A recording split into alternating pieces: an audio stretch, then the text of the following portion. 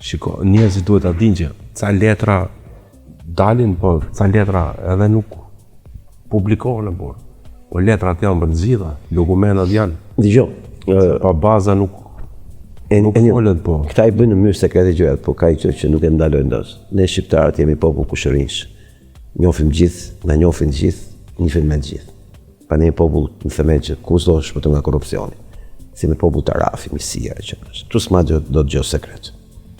Dhe direkt. Njerëzit ta kuptojnë që çfarë problemi kanë, ti do ta bitesh me skallën e informacion që do marrësh. Do të vinë nga gjitha anët. Sa po të morret vesh se si Shqipëria po shitet e gjitha dhe nda përzejnë, ti do ta bitesh se si do shohësh hartën e kolonizimit të Shqipërisë është nga gjitha anët, në çdo pjesë të Shqipërisë. Shqipëria është target kryesor kolonizimit të çufave, të cilët po ikin masivisht nga Izraeli. Po ikin se si jetohet automatik. Është eksodi më i madh që ka ndodhur në Izrael që nga 48. Është një ikje masive. Dhe këta kanë hallë sepse duke ikur kështu masivisht, kanë pranuar marrëveshjen me Soros që rastin e Shqipërisë t'i grumbullojnë. Sepse ideja është që ata kur hikin do ikin si eksod, se si do ikin gjë një vend. Po kur hikin si të tërë, si koloni, më kupton logjikën, janë të prapë menaxhueshëm. Dhe Shqipëria është zgjedhur për këtë familja Soros e ka bërë gjithë investim. Dhe Alex Sorosi me Edi Ramën, këtë pazar kanë bërë me Izraelin, që të mbijetojë Edi Rama nga ambasadë Trump. Dhe arsye pse Shqipëria ka kaluar në kolonitë e Izraelit është frika që pati Rama që me mandatin e ri Trumpit ai ishte target për t'u eliminuar politikisht. Dhe duke qenë se nuk gjendet do zgjidhje me para, me lobime, me Grenelli, me Granov, me shumë personazhe të tjerë që të blente administratën amerikane, duke i dhënë dhe ishuj Zvërnecin, familjes Kushner, e tjerë që këta kujtojnë se është familja Trump, fakt është tjetër familje që të Kushner, po se kuptojnë do të njerëzit që ti mund të kesh marrë gosën e Trumpit, po nuk është mbretëria që është i lumtur mbreti që ti ke këtë familje, sepse mbreti ka 4 vite se fundi me gojë se familje nga 2021 deri në 2024. Trumpi mbajti një distancë të fortë me familjen Kushner për shkak të tradhtisë që i bën 2020, se kush e lexoi Trumpin fufar 2020. Çufë. Dhe kjo familje ishte një familje që trahthoi e parë, që në shtëpi të bardhë. U largun të parë nga shtëpia e bardhë, kur ai ishte në ditën mëzet dhe dëshmoi zharretin në Kongresin Amerikan në janar kundër Trumpit. Pas ngjarjeve 2021, janar, 6 janar. Dhe po ashtu, kur Trumpi kërkoi që të bëte deklaratë familja Kushner para atentatit, që Trumpi nuk është antisemit, por akuzat që kishte marrë, këta refuzuan që të bashkëpunohen me Trumpin. Para atentatit, kur bë atentatin dyshoj loje se Trumpi u bë president. Sa po bë atentat. Dhe ditë që dhe atentatin kush e ka bërë. Dhe këto atentat s'kan për të ndaret. Të paktën kërcënimet për të. Dhe në logjikën përkatëse, Rama duke çuar Shqipërinë në Izrael si koloni, këtë logjik ne jemi përballë, si thosh, këtij realiteti që të gjitha tokat e Shqipërisë janë pjesë për të kolonizuar. Lajmet që vinë përdit nga bregu perëndimor i Palestinës, ku mënyra se si kolonët po përzejnë banorët, si u vrasin kafshët, si i vrasin, si i dhunojnë, si i plagosin, si i djegin, si i shkatrojnë shtëpinë. Këtu përzejnë me dhunë. Këtu nuk ta bëjnë me dhunë. Këtu do e bëjnë me para dhe me pushtet. Dhe këtu e bëjnë për aq kohë sa do të kemi Edi Ramën në krye. Në moment që ne bëjmë shumë, ne në muaj shtator jemi të fuqishëm. Në atë moment do filloj të ndryshoj. Realiteti jonë dhe meritojmë dëshpëtimin dhe ndihmën e Zotit. Po për momentin, kur ti pyet për të shëmishtin, unë po them, nuk e dim as 0.1% të vërtetës. Kur vjen puna për tokat që kanë marrë ata, shtëpiat që kanë bler ata, fshatrat që kanë bler ata dhe kolonitë që po krijojnë ata. Mjafton të shohësh projektin e Zvërnecit, projektin e Karovastas, 2 projekte, bëhet fjalë për 2 qytete me nga 40.000 banorë. Ku që kanë këto qytete turistike, s'kemi parë, s'kemi dëgjuar ne, që ndërtohen kanë qytete rezidenciale për turizëm. Qytetet dihet se kush i bën dhe për çfarë bëhen, për kolonës, se s'mund të jenë për turizëm. Ti mund ndërtosh një hotel, po jo një qytet. Si mund ndërtosh një qytet, se s'ka logjik rentabiliteti ekonomik turistik një qytet. Duhet të kesh garanci, duhet të kesh plot. Do të kesh full se ka kosto shumëtar një qytet, bësh një qytet nga e para, është miliardë dollar. Nuk është sa thonë këta, shumë më tepër. Dhe kur ti ndërton qytete, 40.000 banorë këtu, 40.000 banorë atje, për të vajes. Ku shek këta që do vikan, me jetu këto plazhe kaq shtrenjta, me shtëpia kaq shtrenjta. Se kështu po e kanë prezantuar, po. A vashë do ku shekan ka 80.000 si thush banor që do jetokan si turist 3 muaj në vit. Pasanik këta. Po çfarë që kanë kjo? 80.000. 80.000 njerëz aty të pasur që do vinë aty të jetojnë, edhe sa do rinë 2 javë të verës. Kush është rentabiliteti ekonomik i qytetit? Zero. Pra, e kupton dhe lopa që janë koloni, në infrastruktura koloniale. Dhe ne e dim shumë mirë që Vlora është targeti kryesor i gjitha historie. Ishe shku dhe ambasadorja në Vlorë? Po, masi shkoj në Malsinë e Madhe, që ai plera i Malsisë Madhe ndërtoi një pritje si po vite guvernatorja e Shqipërisë, jo ambasadorja. Me ato ceremonit me flamurin, me ato dhuratat, me ato qeleshën speciale për ambasadorën. Ke pasur një qeleshe unike vetëm për ambasadorën. Me atë jelekun e Shkodrës që përmërishte ambasadorja, si që bën në Kruj që bën trajnim për gratë e Izraelit, si të qepin kostumet e shqiptarëve. E diktat i besoj, para 3 muajsh, 2 muajsh. Dhe në Vlorë kur vajti në qytetin ku kryetarja Pler e Bashkisë Vlorë po na prezantonte ne. Ke parasysh që ne kemi ndihmuar tashmë do bashkëpunojmë shumë fort me këta. Duke fshehur që Vlorë kur është bërë ndërhyrja qeveritare, rilinja urbane, duke shkatëruar çdo element historik të Vlorës shkuar. Lanë vetëm një zonë për ta quajtur Vlorën e vjetër, që quhet Rruga Hebrejve. Pra e vetmja Vlorë tradicionale në historinë e Vlorës është me dhe me glagja këtyne. Është Rruga Hebrejve. Një rrugë që s'ka qenë vetëm me hebrej, që ka qenë e gjitha me hebrej. Dhe një rrugë që është e vetmja pjesë historike, pra kur vjen çdo turist nga bota për të parë Vlorën dhe thotë kush pjesa historike e qytetit, i çojnë kjo Rruga Hebrejve. S'ka si pjesë historike. Pra ky qytet pas ka qenë i çufur. Siç e tha në kohën farmacistja, që para 500 vjetësh 90% e qytetit ishin çufur. Që ishte mashtrim i madh. 90%. Ishte mashtrim i madh. Dhe kryetaria e bashkisë të Vlorës, që fsheh faktin që kanë kthyer Vlorën në memori historike çufosh pa shqiptar. Dhe kanë shkatruar sheshin e Flamurit, kanë krijuar dhe këtë pedonale, ku diun atë lungomare, lungohalen që edhe ato që gjiruar dhe zeza derdhën aty. Kanë krijuar një qytet me një pamje standarde sipas rindjes urbane çdo qytet të Shqipërisë, siç ta kam thënë për të vrarë memorinë historike çdo qyteti. I kanë bërë gjithë qytetet me një pamje soj, që të duket si një projekt sikur janë në Izrael. Janë ato gjërat e bardha, ke parasysh qytetet tona, guri bardh, memori bardh, rasti Durrësit. Ke parasysh ti? Ke parasysh që vreti gjithçka ka pas memori Shatrivani, Gjelbrimi etj.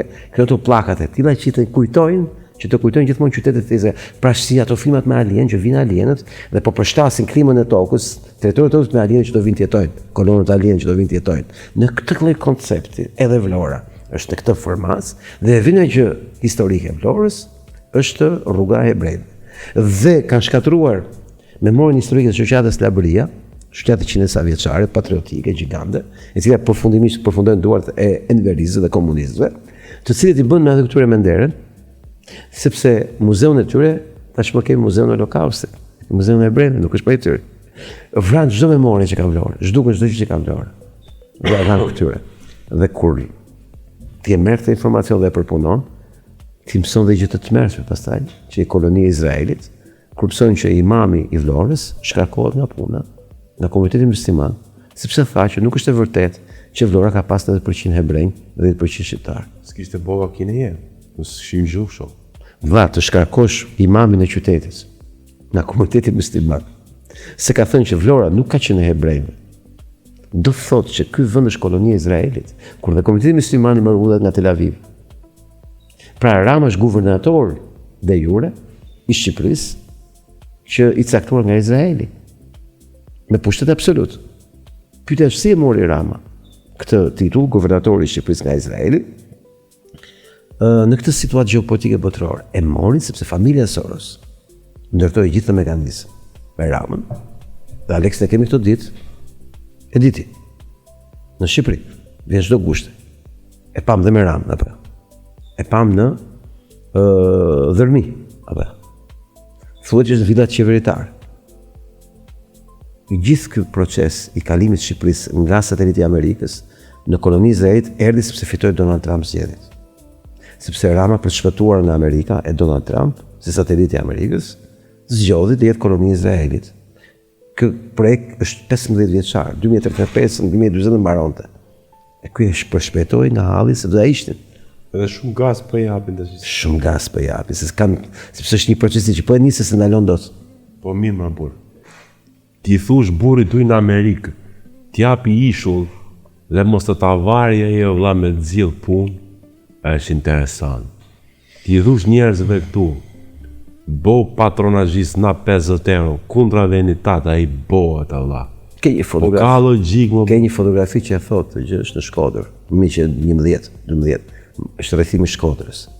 Janë një grup shqiptarësh që janë në radhë duke marrë rrogën nga malazezët në rrethimin e Shkodrës. Për vetëm të ja fut vendin vet. Të luftu kundër vendit me pushë, për të vrarë shqiptar, për llogarit malazezë. Për 2 lekë. Për 2 lekë qelbër. Ai atje për ishu tha jo. Ase më një tha jo, po s'kishte shans shkote informacioni dërkej se normalisht do thonë jo. Ishu buri ujë. Këta i dhanë Trumpit sipas tyre, ishu i Sezan për ta korruptuar Trumpin dhe Zvoneci. Dhe Trumpi këta i përzuri nga Myniu në shkurt 2025. Çado që bëri ky u përzu gjithandej, se njerëzit thonë që ky ka mirë me Trumpin. Po da kishte mirë me Trumpin. Dhe kishin pa nerë me Trumpin. Edhe vetëm herë që e pam, ishte kur marrti një fjalim ky në bordin e paqes, që i duhet Trumpit bordi i paqes për zgjedhjet në Amerikë. Marrti fjalim dhe fliste për presidentin e Kosovës, Çëshmburg. Dhe Trumpi që dëgjoi me vëmendje, duke ditur që i tha Vjosës më merr telefon, ke për atë skenën. E dëgjoi dhe i thiri Vjosën dhe tha: Pse je në gjykim ti si president e Kosovës?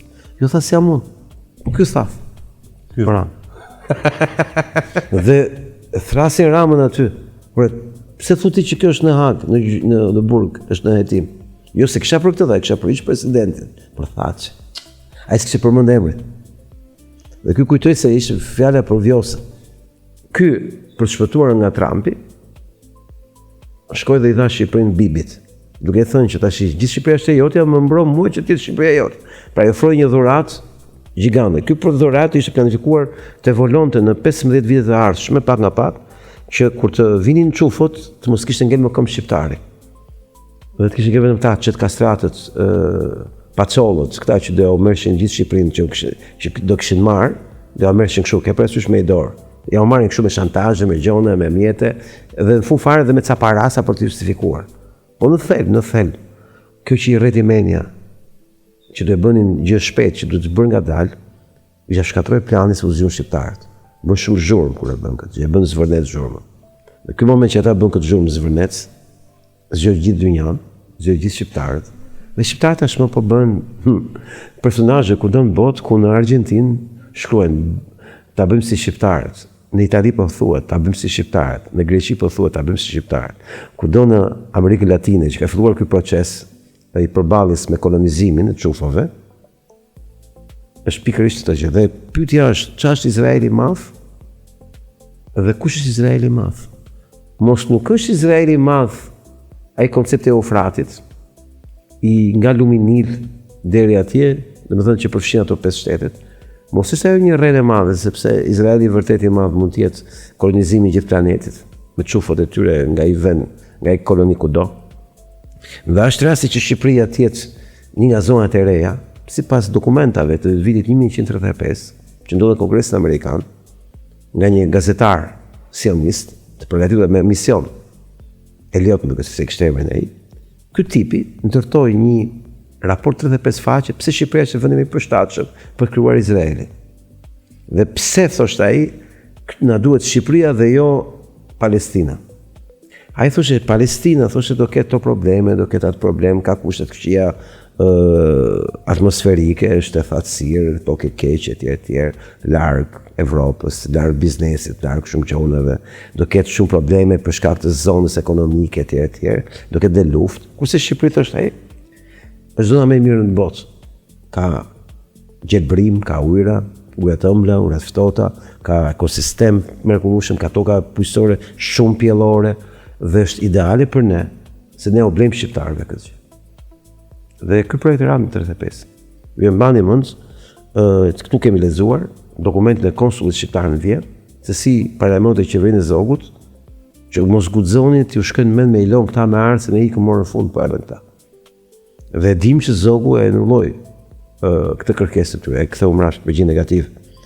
Por Zogu në 46-ën, pasi bë referendumin e Fariza kundër monarkisë për republikës, nga dëshpërimi, kur bërin takim me këta, u tha këtyre që po që si më kthenin pushtet, unë ja krijoj mundësi. Po ishte para 48-s, para se krijoj Izraelin. Se kështu e kemi ne. Kur na ikën karrika jonë, jemi gati t'i vëmë zjarri gjithë Shqipërisë. Dhe në logjikën time, që se duam të kuptojmë si ka funksionuar gjithë ky mekanizmi i kolonizimit Shqipërisë, i zbrazjes Shqipërisë, i pushtimit Shqipërisë aktual, si këta po e bëjnë, mjafton të bëjmë një pyetje që ndodhi në 1111-12 në Shkodër, me ata shqiptarë që u rreshtuan ushtrinë malazeze për të vrarë shqiptar për të marrë ca parë. Sa herë mua më ngrihet një pyetje për Shqipërinë, në raport me shqiptarët, mua më vjen në skenë foto. Është një nga fotot më të ndyra në histori që tregon që këtu në këtë vend ka gjithmonë mercenarë që të shërbejnë armikut. Natyrisht që ka dhe shqiptar patriotë, se me kë luftonin ata mercenarët, me shqiptarët luftonin, patriotët shqiptarë. Edhe rastin konkret. Gjë më e mirë që më ka marrë në konsiderat dhe që më ka pëlqyer më shumë nga të gjitha, dhe që më ka shijuar më shumë, ka qenë fakti që nuk e dija që ka shumë shqiptar, patriot, që janë gati të japin jetën për vendin e tyre. Kjo është një nga gjërat që kam kuptuar më shumë, gjërat që më ka pëlqyer më shumë, gjërat që më ka gëzuar më shumë. Sa janë këta shqiptar? Po janë aq sa na duan, pikërisht për të fituar betejën. Kjo është e sigurt. Po na duhen numra përveç tyre, që të paktën të kemi krahët e mbrojtur. Na duhet të jemi një 56.000 veta, kur diktatori, që ta fitojmë këtë betejë, se nuk ka polici të përballet me ne për të shpëtuar Shqipërinë.